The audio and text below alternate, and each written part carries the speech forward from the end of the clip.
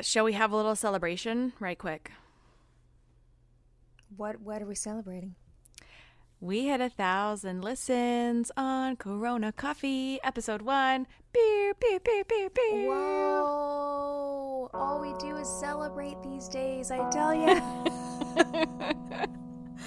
Okay, Amanda, in podcast world, though, that's really good. That's like a really big deal. A really big deal. I feel like I feel like every time I posted stats since like week 1, you were like, yeah, but are we at 1,000 yet?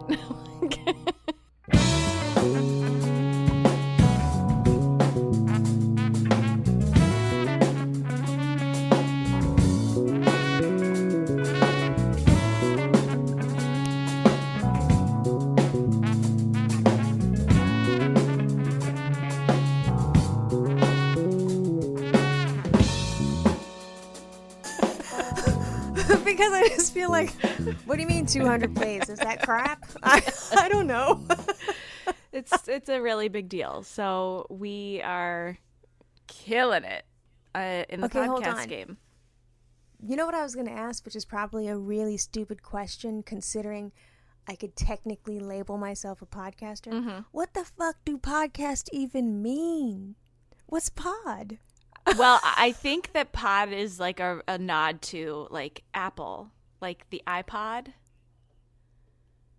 Oh. So I believe that it's a nod. Like a broadcast in your iPod. Correct. Yes.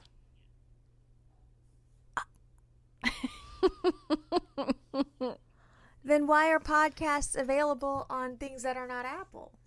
I don't know. Maybe Apple was like the originator of where you could listen to it, unless you were maybe like hosting it yourself. Like maybe they were the original podcast host. But technically, if you play it on Spotify, it's a spotcast. You know what I'm saying? Like, does Apple own the word? That's a good question. I don't think so. Because that's like dead ass a made up word. It is. I think that maybe this requires some Google, but maybe at a later date. Because I was thinking about it. I was like, at some point, somebody who's old in my life is going to approach me and be like, what is a podcast? And I'm going to be like, you know what? I know a lot of things, but I don't know what that is. It's like an old-timey radio show. It's like talk radio digitally. I don't know. I mean, I guess that would be what it is, but I was like, I was sitting in the pool with the girls today. I was like, really though, what is pod? So that's good. No, it's actually been a really huge. It's a world. It's a lot of information. I had no idea that there was this much. You mean like? I mean, I knew it was big, and it was a gigantic genre of stuff, and there's a podcast for everyone and everything, but like, it's a whole world. Like, like people are like, I'm a student. I'm a journalism student. Okay, well, podcasting is its whole own media. Like it's. Mm-hmm. And there's all these fucking rules and customs. And the other day I was trying to come up with... What rules? There's just rules. Like, if you post an audiogram, you got to have this and you got to have that and you got to do this. And then, like, how to time your social media. And I was like, what the fuck? The other day I posted a tweet and was like, it's Tuesday, and I felt like saying this shit. Whatever.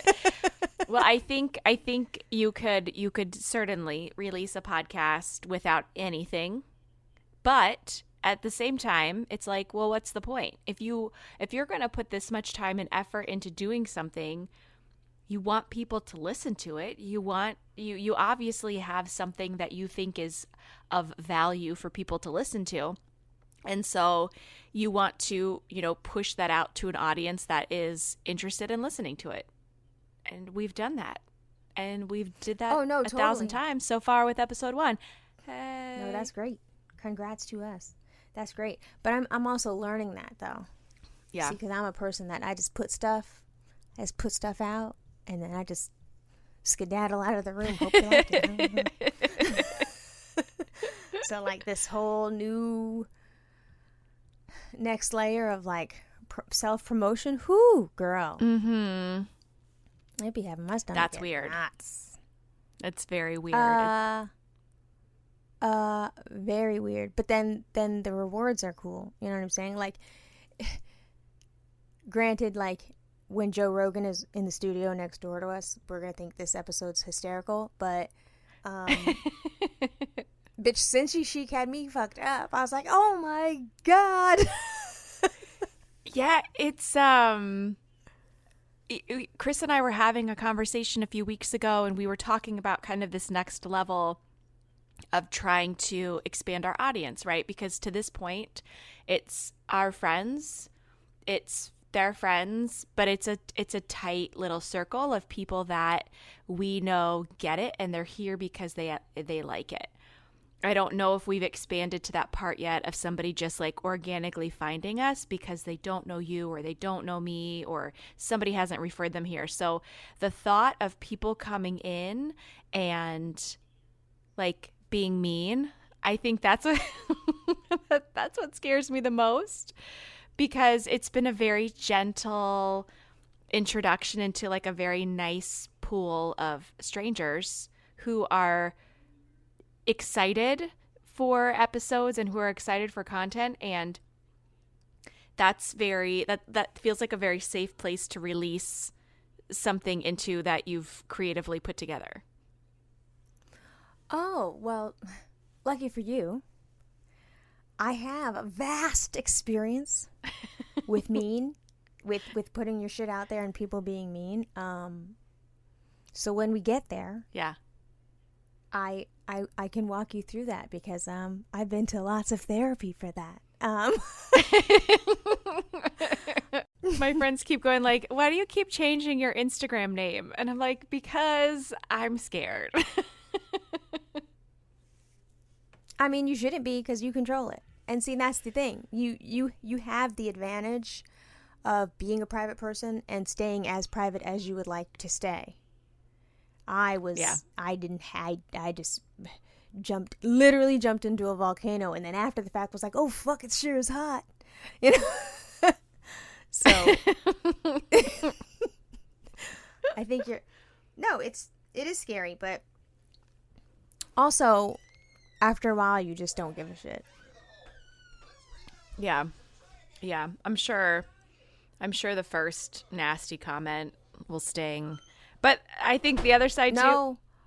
All the nasty comments will sting. You don't give a shit, but you'll remember the one. Yeah. Every time. Ugh.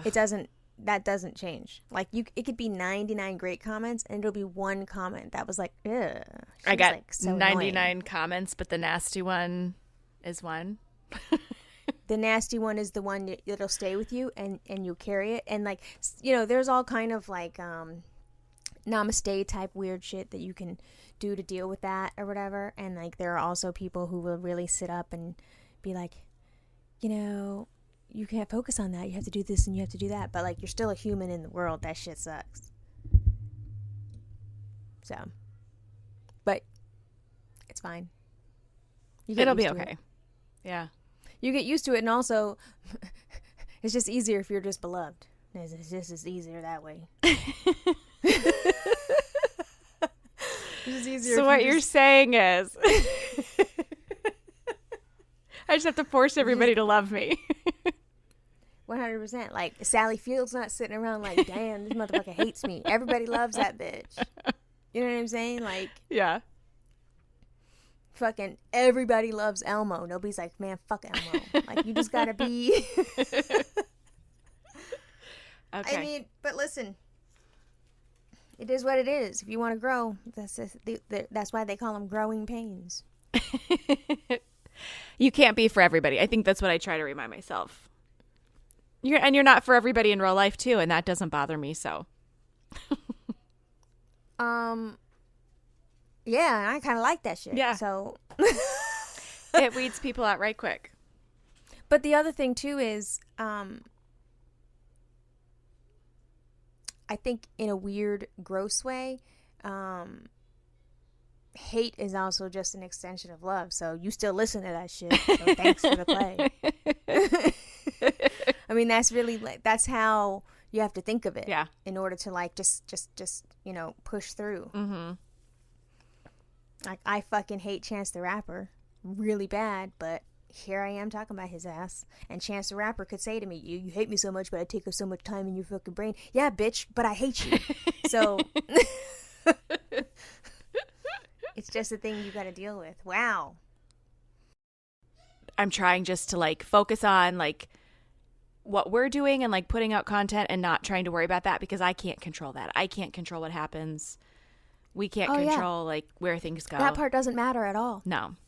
That part doesn't matter at all. What I like to focus on, and what Justin always says, is he's like, it doesn't fucking matter who likes you and who doesn't like you. It literally, that part doesn't fucking matter. He's like, what matters is if you like the shit that you put out. Mm-hmm. Which is total Glassjaw talking. Because he doesn't give a fuck. If no one likes his shit, he doesn't give a fuck about social media. He has a person that just does it because he's like, I don't fucking, what? Yeah. Yeah. So like, and it's a great attitude because he's like, nothing is more important than what you create, and what you create should make you happy, or should fill you in some way. He's like, worrying about if a person likes it or worrying about if a person responds. He's like, of course it feels great if they do. And he was like, but that shouldn't be your goal. Your goal should be to fucking do shit that you like. Yeah, I like that. You should put that on a t-shirt. Where does your anxiety come from? Oh, gosh. Or what makes you an anxious person? How did this start? I think that it's kind of weird. I think that I've always been an anxious person, but I didn't know that it was anxiety. I never had a word for it. So I would get these feelings and they would come up kind of out of nowhere, and they would always happen in the evening. And I would have this feeling of like something's wrong, or I'm forgetting something, or something just felt off to me and I couldn't pinpoint what it was.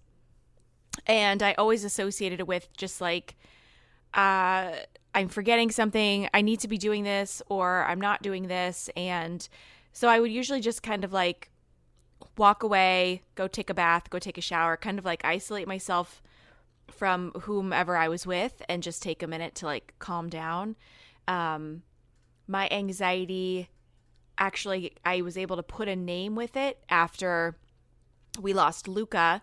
I thought that I was being really, really a great mom in taking care of my kids and taking care of Chris. Like that winter, everybody was like doused with essential oils. Everybody had all the vitamins. Everybody had like, I had this very strict regimen that had to happen every day in terms of like what I put in their bodies and put on their bodies. And we would go like if we were going to go out to dinner, it had to be at a off time so that it wasn't crowded or busy, or I could go to the gym, but it couldn't be crowded or busy because I didn't want to get germs. I didn't want to get sick. And I thought that like I was just doing a really good job at keeping everybody healthy. But like 2 years later, when all of that shit turned into regular panic attacks about my kids' health, I realized like, oh, wait a minute. I think that I'm not functioning well in this right now. I think that I might have something larger at play here. I was hypervigilant all the time about everything, and I couldn't focus. And something would happen, and I would go down this K-hole of Googling what it was to figure it out, to solve it. And it was always traumatic. Every single time it was always traumatic. Okay, see, this is where I'm getting confused. Because what you're talking about, I'm like, what do you mean you weren't focused? That sounds like pure focus. No, I'm not kidding. Like, what do you mean hypervigilant? Yeah, that's what it takes. So I'm really, and like, when something goes down, I spend all night Googling. Mm-hmm. And this is me now. Mm-hmm. And I just think that is being a good mom. Like, I don't categorize that as anxious. I categorize that as conscientious. You know, whatever. All of it. I think it's great. Well, so I think that it can be helpful and it can serve a purpose. However, I was so tightly wound, and I can remember back to like, I lost my patience for like stupid, silly things. Like I was so on edge and I was so tightly wound all the time about keeping everybody safe and alive that the littlest thing would set me off. And I would just like, I remember one time, I think Bennett did something, he was probably 3 or 4, something really stupid. Like that really just deserved like, hey, that wasn't a good choice. We shouldn't do that. And I picked up this tiny backpack and I flung it across the room and I screamed at him and I was like, oh my God, like that wasn't okay. My responses to things that were minor were not proportionate to like what the thing was, if that makes sense. No, that makes total sense. That makes total sense. I have a thing where like when I know I'm getting in the fog, when my temper's like just stupid short, where I'm just like, what the fuck about just dumb shit. Yeah. Technically not really dumb shit. The counters are sticky. The why is that shoe there? These are things that I think warrant rage. Yeah. But I have to keep, but that rage should be inside and not directed at other people because nobody cares about this thing like I care about. But the thing that you're talking about in terms of like the regimen, I think that is great parenting. I genuinely do. Yeah. Like I just think. But if you weren't like, so let's say, so I had this very specific ritual of like cleansing them and then oiling their feet and oiling their spine and like running their diffusers. And if I did not get to complete that ritual for the night, I would spiral. That sounds great. Like I'm not understanding. Oh my God. So like when you say ritual, I'm like, yeah, I gotta bathe my kids a very specific way in the order. Yeah. I gotta get them out of the tub. I gotta moisturize them. They gotta get in fresh PJs. They gotta get their hair brushed and put into a loose, low pony so that it doesn't, the thing's not too tight. Everybody's teeth are brushed. Everybody's tongues are scraped, and then we can go to bed. If that doesn't get done, I'm like, what the fuck is my purpose? Like, yeah. What's happening here? Yeah. The whole world's gonna fall apart, and like. Then the whole next day is going to be jacked. Yeah. For me. Mm-hmm. But I don't see that as anxiety. I see that as running a greatly well-oiled machine. Yeah. Well, do you find that it gets in the way of like you living your regular life or you like getting other things accomplished? Do you find that it is derailing, everything that happens before or after when you miss that, No, because I think that is life. I think my job is I'm a stay-at-home mom, and those are the things I got to do at my job. Yeah. Like if I was a fucking janitor, I'd have to empty the trash cans, re-put the liner back in, and then if the people came in the morning and I hadn't taken out the trash, I fucked up my job. Like, that's how I see it. Yeah. Well, okay, so I think that what you're saying is I totally understand and get that. That is your job, and you are trying to do the best job that you can possible. I think for me, it was more of if I did not do the things that I had believed in my head were keeping my kids safe and healthy, that the consequence was they're automatically going to get sick and die, and it's my fault, which is crazy. It's not true. So for me, it would send me into this spiral of, oh my God, they're going to go to school tomorrow. They're going to get the flu. The flu's going to kill them. And then it's going to be because I didn't give them their probiotic tonight, or I didn't make sure that they had, the immunity oil mixed and rubbed on the soles of their feet before they went to bed. See, I'm sitting here like, yeah. So maybe I have anxiety. I'm maybe gonna. I gotta get help. Do you remember that one time you looked at me and you're like, "Real recognize real, bitch. Real recognize real, bitch." Oh no. I think your phone is being silly. I don't understand it. That was weird. It just will cut out. No, maybe I gotta get help. But I also like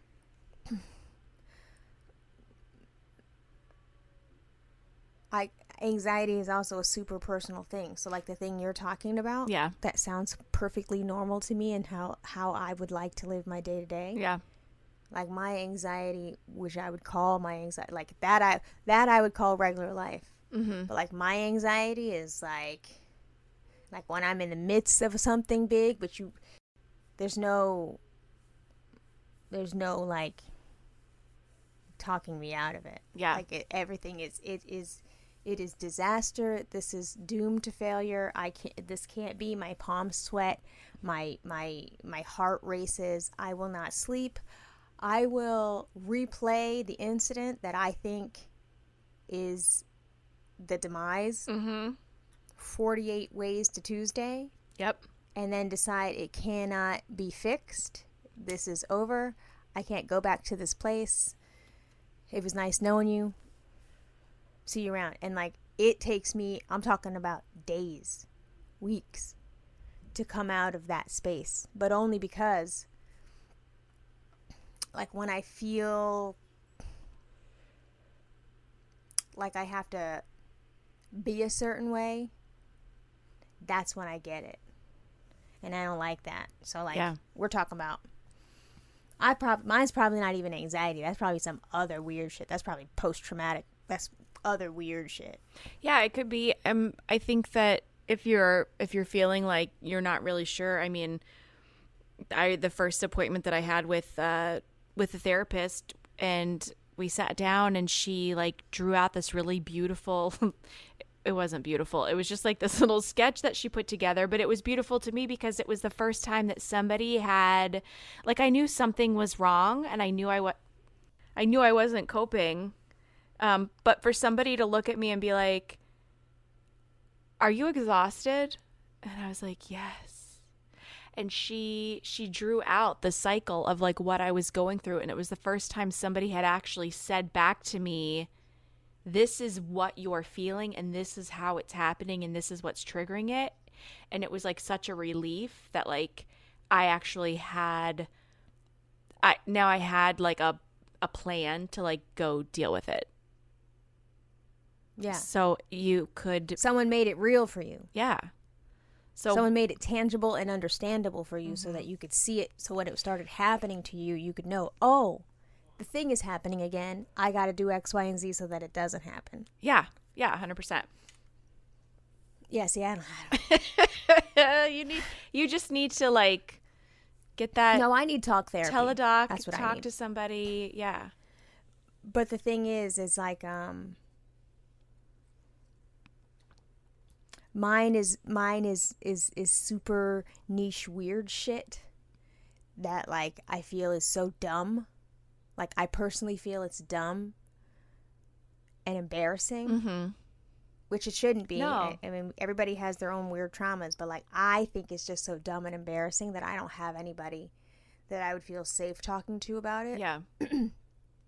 Because even while it was happening last week, Justin was like, I was drenched in sweat. He's like, "From the thing?" I was like, "Yeah." He's like, "Still?" I'm like, "Dude, we've been married 20 years. What do you mean still?" Yeah. This is a thing for me.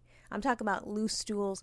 It derails my whole nervous system, my whole body, which is why I just love being in the house, because it's just fewer opportunities for that shit to happen. Yeah. But like the thing you're talking about, I think this sounds great. Baby, for you. For me, it was really bad.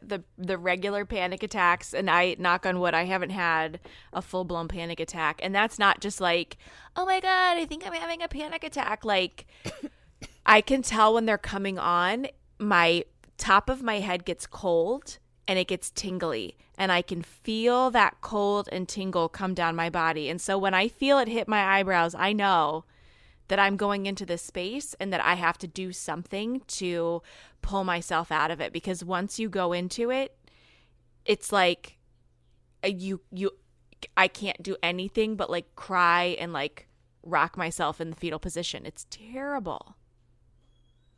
I have that, except it's not the cold. I have that. It's my hands start sweating profusely. I start feeling super nauseated. My literal, I get the shits. Yeah. Heart is racing. Mouth is like you smoked too much weed, cotton mouth. Ugh, yeah. Drenched in sweat, but that like nauseated sweat. Yep. Like where you really want to throw up, but you can't. Mm-hmm. And like your mouth is watering and you can't wait to throw up, but it's not coming. Yep. Feet freezing and then writhing. Like I can't sit still, just writhing. Like just yeah. I gotta move. And no blankets thrashing, but awake. So I had that for 2 days last week. Oh, that's terrible. You should definitely. I would definitely. I mean, what you're feeling, what you're dealing with. I mean, your feelings are all valid, and despite, I mean, I know sometimes I feel like the therapist is judging you when you're in there talking about your stuff. They're not. They just want to help, and I think if you can find somebody, finding somebody, especially that talks to women specifically, can be really helpful, because I think another woman is going to be more likely to understand, whereas I think sometimes men are like, get over it. You're still worried about that? Yeah. No, it's good, and actually it's this I can't even explain it. It's like a weird what do you call that when something makes no sense? Oxymoron, but not that. It's something else. So it's like, it's a good thing, but it's a bad thing. It's a good thing, but it's a bad thing. And it's a constant push and pull with me. Yeah. So like, it's cool. Yeah. I'm her. But then it's like, fuck. I'm her. Yeah. But it is what it is. I'm not going to not be. Right. So that's why I'm like, for me, I think it's just so stupid. But like, the shit was traumatizing. Yeah. Well, your feelings are valid and your feelings are real, and you're allowed to look at it and feel however you want to, because your experience was uniquely yours, and nobody can, understand, even somebody that's been in your shoes. Like, everybody deals differently, and it's okay. But you should talk to somebody. For but sure. The other thing too is like, there's this other super weird like the shit don't line up. Like, there's this other weird misconception that if you're an anxious person, that somehow you lack confidence or like would not be open to conversation and stuff like that. And I don't have that. You know what I'm saying? Like I can be shy if I wanted to be, but if I'm shy, it's because I don't really have nothing to say to you, motherfucker. Like, you know what I'm saying? But if I wasn't and I felt like talking to you, I can easily talk to somebody. Yeah. So like, it's weird. Like, that weird thing where like people say they're introverts, but really they're not. Yes. That like, so I always am careful about saying, oh, I have anxiety. Really what my shit is like, I get uncomfortable with a bunch of fucking eyes on me. Yeah. And I don't know if that's called anxiety, but I don't like that shit. I think that constitutes as anxiety. Yeah, for sure. Yeah, so 1,000 plays. What the fuck? We gotta slow down.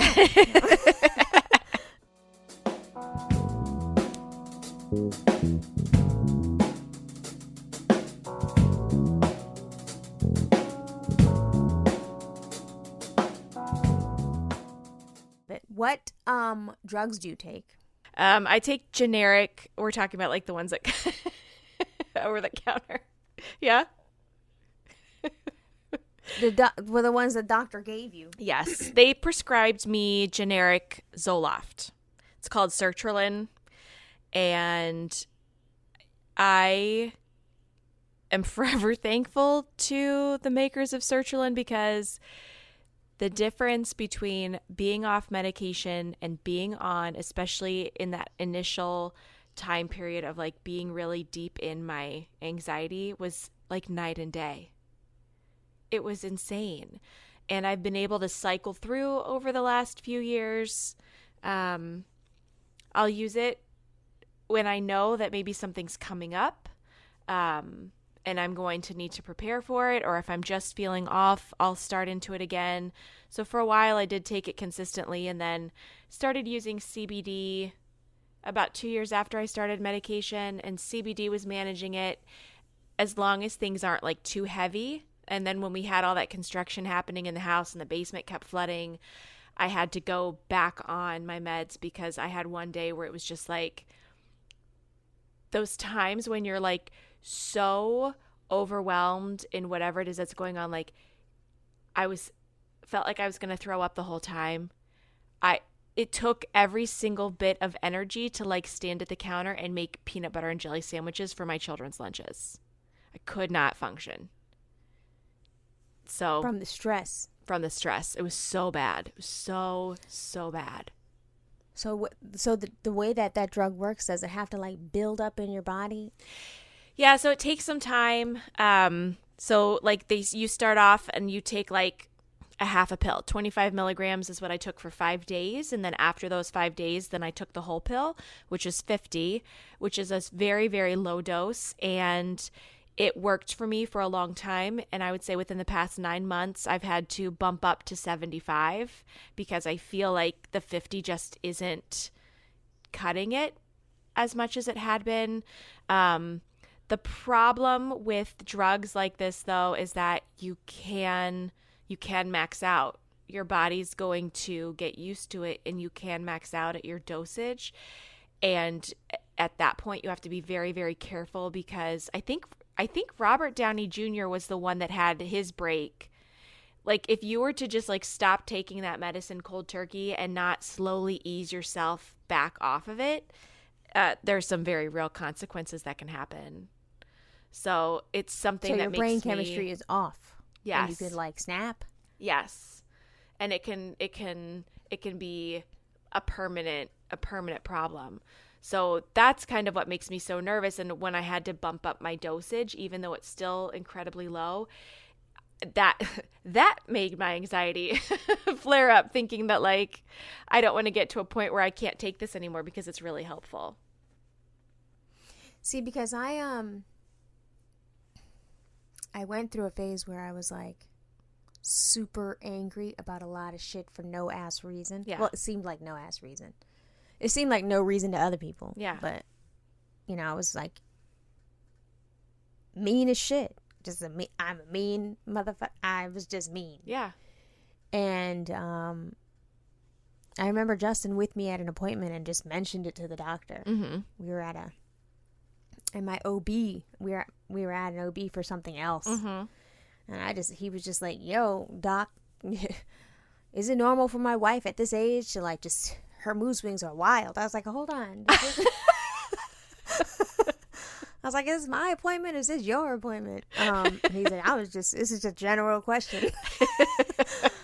So the doctor and I ended up having a conversation, and he was like, you know, do you feel like you have? I was like, for sure. Mm-hmm. I definitely feel like I'm mad and I'm mean, and it's making my face look old, which again, the vanity was more important. I was like, my face is starting to look crazy. So he put me on 10 milligrams of fluoxetine, so I guess that's Prozac. Mm-hmm. And like the first 2 weeks, I was like, okay, I mean, I guess. But like, you don't know that it's happening. But also, I was thinking maybe because I want it to work so bad, I just have a better outlook, and so I just feel nicer. Yeah. But by the third week, I was like, oh, bitch, this is great. None of this shit bothers me. Whole house was upside down, fucked up. I didn't give a shit. Yeah. I was like, wow. Yeah. What? Can you come on you are on my phone. Hi. Okay, I'm busy right now. You can go ask your dad. I don't know why daddy's not your first choice when he's the one out there with you. Can you shut the door, please? Thank you.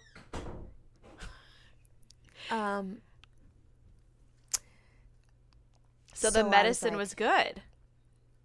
It was great. Tony the Tiger shit. But then I got scared. Then I was like, oh no, what if I got to take this shit for the rest of my life? Ugh. So I was using it for maybe like 4 months. And then one day I was like, meh, I'm cool. And I just stopped using it. Yeah. Which was probably not smart. Probably not. I'm going to call my doctor tomorrow, actually. Here's the thing. And I listened to this podcast for parents with children with anxiety because I have a child with anxiety and I'm trying to learn as much as I can to help her. And she said this thing once and it has stuck with me since. And she said, because a lot of parents are very hesitant to medicate their children when their anxiety or OCD is interfering with them being able to live their life. And she said, think about it like your kid has strep throat. The therapy is the throat lozenge. I'm sorry. Fuck that up. Okay. So she compared having anxiety and treating it to treating a child's sore throat. So if you were treating a child's sore throat, you would give them the throat lozenge, and that is like the medication. And therapy is the antibiotic. So we may be on medication for the rest of our lives, but if that means that you have a better quality of life, then what's the harm in that? If the medication allows you to live a life where you're not so tightly wound that you're angry all the time, that you're frustrated all the time, then the benefit outweighs any of those risks. It's about your quality of life. And if your quality of life is suffering because you're so deep in whatever it is that you're going through, then take the throat lozenge so that you can work through your therapy more effectively.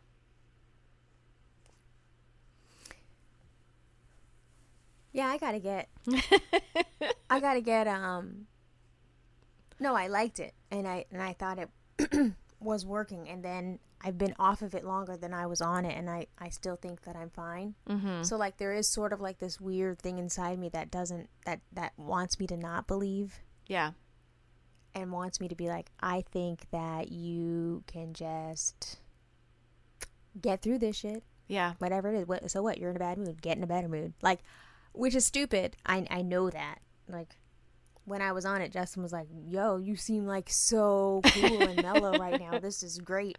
And then that would annoy me. I'd be like, what the fuck? I was great before. Yeah. You know what I'm saying? So, yeah. like, okay, well, then you're going to get pre-Prozac, Melissa, then for saying that. But I also, I'm off of it longer than I'm on it. So now I can't tell. Like, did I just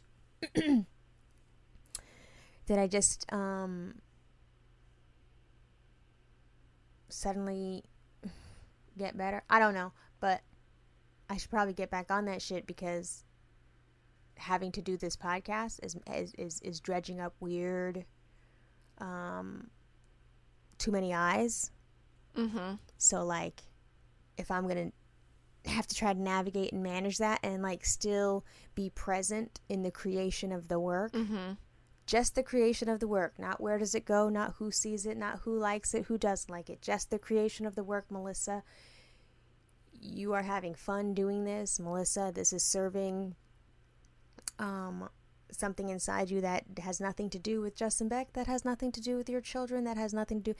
It's something just for you and you like it. You should stick with it. Like if I want to keep tapping into that, I should probably take that shit. Because the second it starts becoming like more than that and I start mind fucking, yeah, Amanda's gonna be like, this bitch is crazy.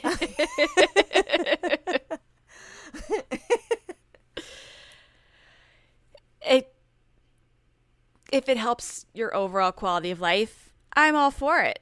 I can regularly, something will happen. Like there was one time, I think pre-medicated me, my kids would get like a sniffle. We'd be at the pediatrician. I would just be like, could you just check them and see? One time I took Quinn and Bennett, actually it was like a Sunday. It was like a nice Sunday afternoon. It was like February. The rec center that we belonged to had a really nice indoor pool. We took the kids swimming, and then I worked myself up into a tizzy because I thought that they had aspirated water and were going to dry drown. And so then we proceeded to spend our evening at the urgent care while I asked them to listen to my children's lungs to make sure that they weren't full of water so that they don't dry drown.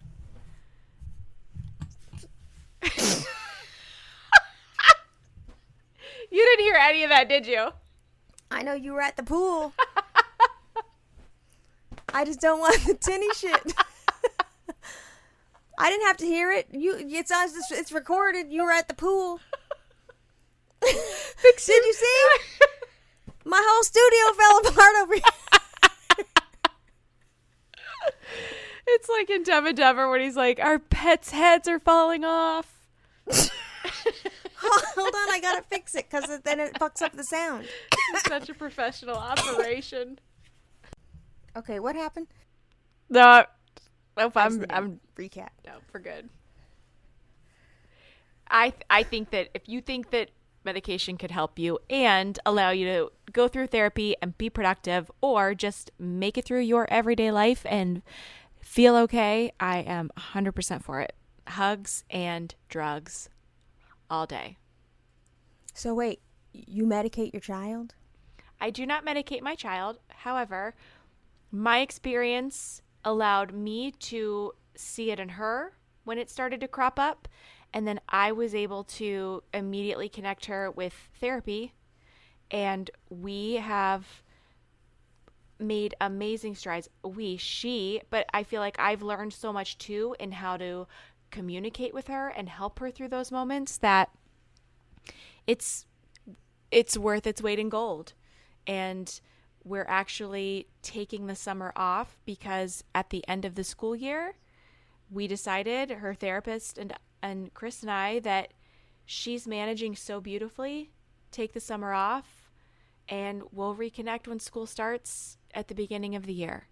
So it's no, that's wonderful. Talk therapy for children is wonderful. It was, and you know what? Once I figured out that they had it available within the school, they have licensed therapists connected to our children's hospital in the schools. So my child, once a week, I didn't have to pick her up. I didn't have to take her anywhere. I didn't have to disrupt her day. She had a standing appointment with this woman that she adores. And if something comes up in the week and she needs help, she has that resource there immediately as soon as she needs it. And that's huge. And I can email this person with questions. Should I have done this differently? Could I have said this? And I get real-time feedback. So we check in every week. She tells me what's going on. And it has been the absolute best thing that I could have ever done for my kids ever. Like, I will always be super proud. And it's the best thing for her. Because she has all these tools. Yes.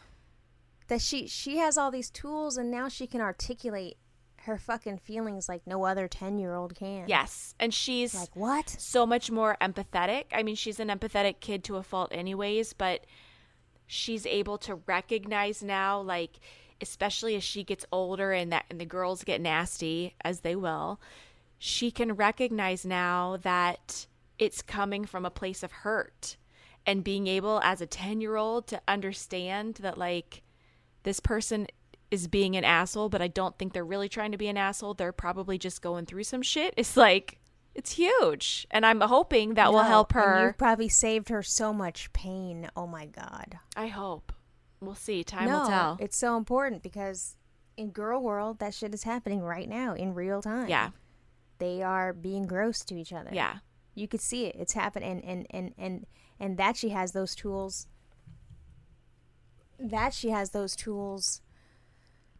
Especially to be dealing with it during a pandemic. Mm-hmm. When she's seeing her friends or not seeing her friends, when these people are clicking up and, alliances and friendships are changing. I see it. I'm having hours-long conversations with Shalom now about feelings on this shit. Has Shalom read the book called Real Friends? Mm-mm. Okay. You need to get on Amazon when we're done here. You need to order her this book called Real Friends. The author and illustrator, she's the one, I'm pretty sure she illustrated all the new Babysitters Club books. But it's this book about this girl. It's told from her perspective.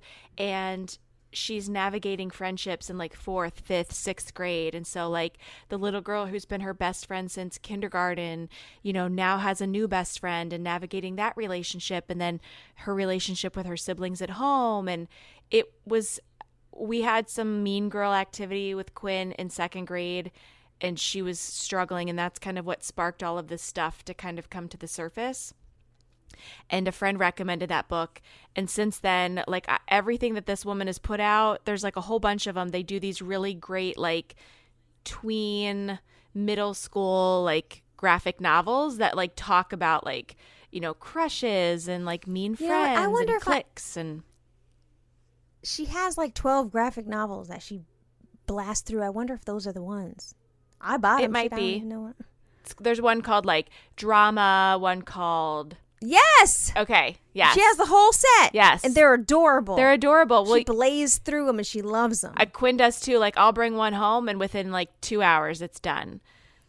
Oh, yes. We went through. Yeah, I have the whole collection and they are like bright colors. Mm-hmm. There's little cartoon people on there. Oh, yeah. Okay. She loves that. Well, I'll see. I have real friends. So if you want me to send it to you, I will. But it's really, really good. And I think she would really like it because she'll see herself and her relationships, or she'll see things that she's experienced in school in this book. What I found is all 3 of my girls, actually, we had a conversation about it today, is, pandemic is hard for kids because, they're away from their friends. Yeah. And Maja's been writing songs Aww. and drawing things of I miss my friends and I don't like coronavirus. Aww. And I can't wait till coronavirus goes away and I miss my teacher and remember my best friend this. Like, so she's feeling it and I see it in her artwork. Yeah. So, I'll pull her aside and talk to her,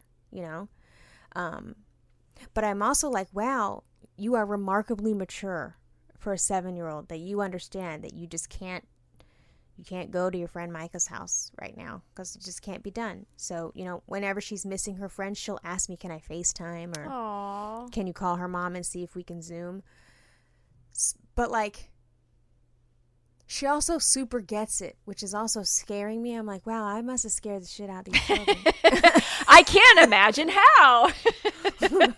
Because she's also like, she sees people without a mask. She sees no social distance. She's like, what's going on here?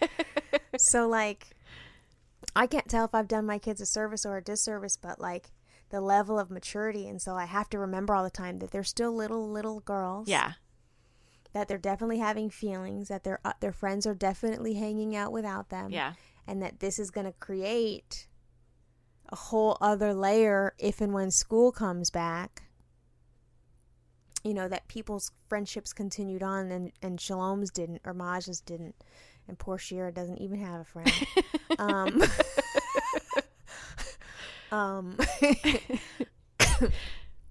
But like it is, I'm worried all the time about Shalom. All the girls, really. Yeah. Because that mean girl shit, it shapes who you become. Mm-hmm. Oof. I know. Quinn has some really sweet friends, and I really like all of them. And so you just hope that, like, that core group of girls that she talks to regularly, like, that they don't get nasty or they don't have a falling out. And it's inevitable. Like, things will shift as she gets older. But second grade was so hard because these girls were just so nasty. And it was so terrible. That whole year was so terrible. And how are you a mean second grader? Like, what is going on in your house that you're mean to somebody? Well, I mean, we could get into it because I know exactly where it was coming from, because the girls that, I knew the girls that were doing it, and I knew what was going on at home.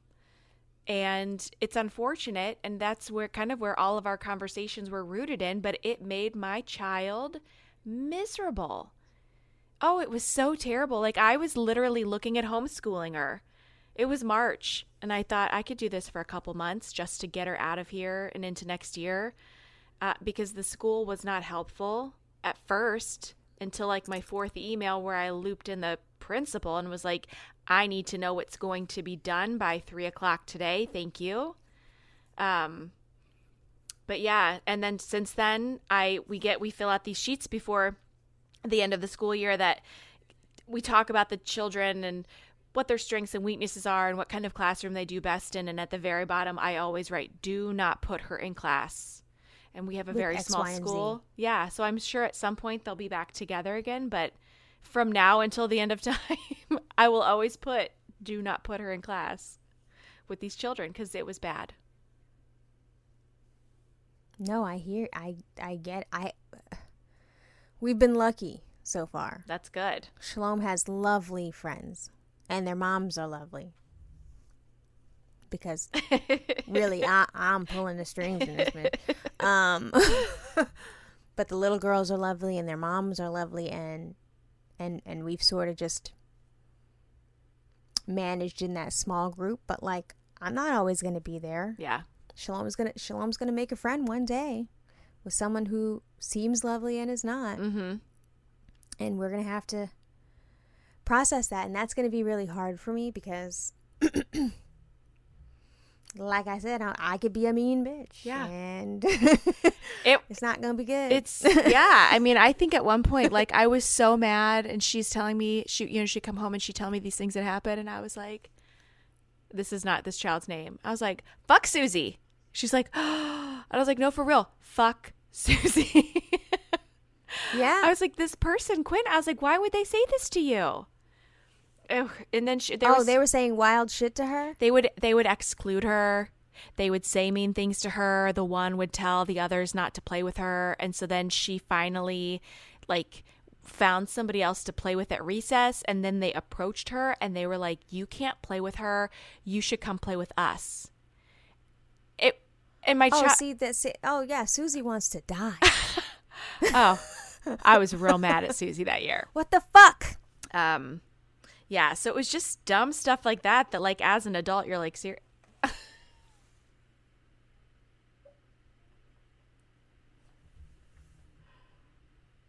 Really? I don't even see it dying. It just will close out.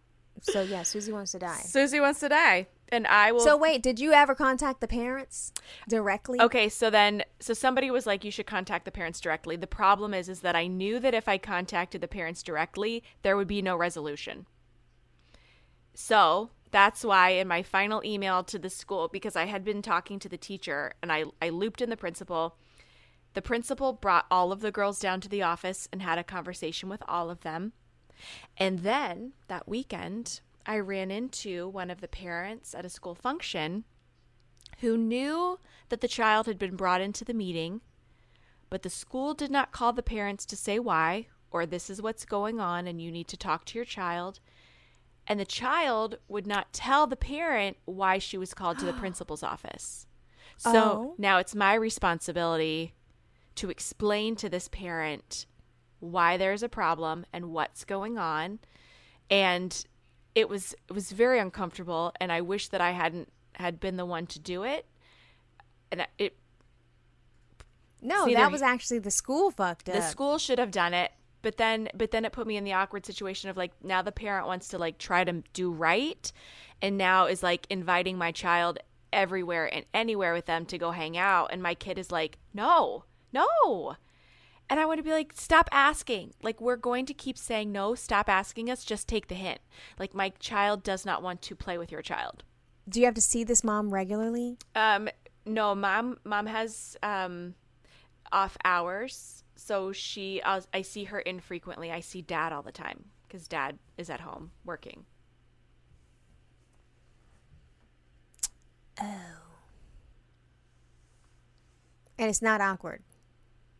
Is it awkward? I feel awkward, but I don't think that they do. Because my method of, like, dealing with it is just avoid. I'm not going to go out of my way to come talk to you. And I'm just going to, like, I'll say hi, but I'm not going to, like, take it beyond that where maybe I would have previously. And they do. And so then I'm like, ugh, I hate it.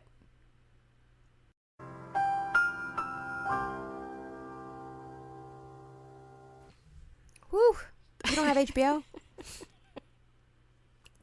No. Okay. No, I did. And then when did we cancel it? I feel like we probably canceled it. We watched The Righteous Gemstones. Was it last winter? Spring, I guess. Maybe spring it was ending. And then we canceled it because there was nothing else on that we wanted to watch. So maybe I need to bring it back. I'll Be Gone in the Dark is really good. I bet. I really want to see it. And it's multi-layered because it's Michelle's life intertwined with her obsession with this thing, and like, oh, I was in tears just the last 5 minutes of the third episode, just the way Patton truly saw her, and the way he texted her some messages of support because she was in the throes of her anxiety with finishing this book. Yeah. And just the way he supported her as a husband. The text that had me in tears was, she's gonna get to soccer. I'm filling the gas tanks. Don't worry, I got the dishwasher. Don't worry about it. You just write your book. And bitch, I was not expecting to cry. I'm up here looking for rapes and murders. And I was just like, Patton, who are you? Like, what? Wow. And then at one point he said, that she would just be in the middle of entertaining and then just dip out because she had to write. And he's like, you don't understand a writer. He's like, a writer is like, they say they need an hour to write, but they need 5 hours. They need 1 hour to get the words out, but 5 hours to percolate and like get that. And I was just like, I feel so seen right now. This motherfucker, Patton Oswalt. I was not really thinking of you to be the sexiest man alive, but here we are. She's like, I'm sorry, my underwear wet right now. Yeah. I was like, oh my God. You have to get it. I think July 31st becomes HBO Max, and I think it's like $12 a month or some shit. It's gonna be like its own Netflixy type thing. But the show is really well done. Just really well done. And then you're constantly, because you as the viewer already know that she's passed. Yeah. So like you're just heartbroken that she didn't get to see the end of this. Yeah. And she was so close, and that her work helped make this come true. You know, her work brought justice to it just, and you're a podcast lover. So it's like, well, they have a podcast on top of, it's like the podcast on top of the writing, on top of the research, on top of the documentary style of her. It's amazing. So well done. I'll have to check it out then, because I have been listening to the podcast and I really like that. Yeah, it's so well done. And she was amazing. Just the whole story was so incredible. And the thought that like this was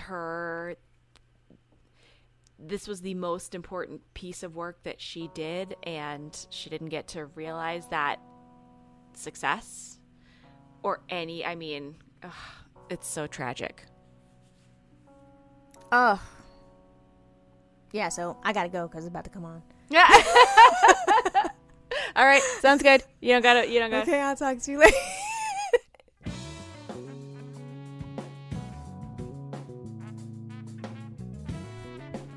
Before I say imperfect strangers a million times and tell you all of the things that we always say at the end of every single episode, on behalf of Melissa and myself, I just wanted to take a minute and thank you guys for your enthusiasm, for your support, the sharing and the commenting and joining us on these Monday lives really means a lot to us. It's very scary to put out something that you really love and believe in and spend a lot of time working on, and the sheer